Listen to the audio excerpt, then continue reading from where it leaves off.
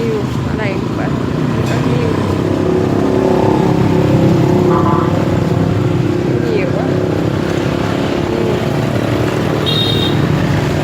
từ sò huyết sò long hào ốc con gạo chép ốc mỡ đặt em sao này lời hay quá sao này sao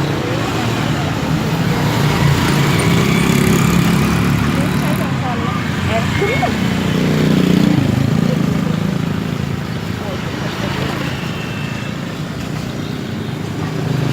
Nhiều quá nhiều gian hàng thì trên đây cũng có một gian hàng bán nhiều sò ốc nè.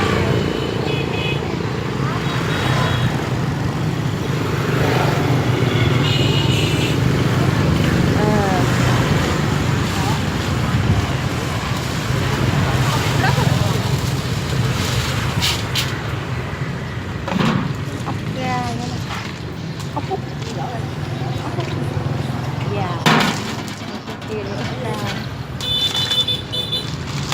Có mấy ký rồi.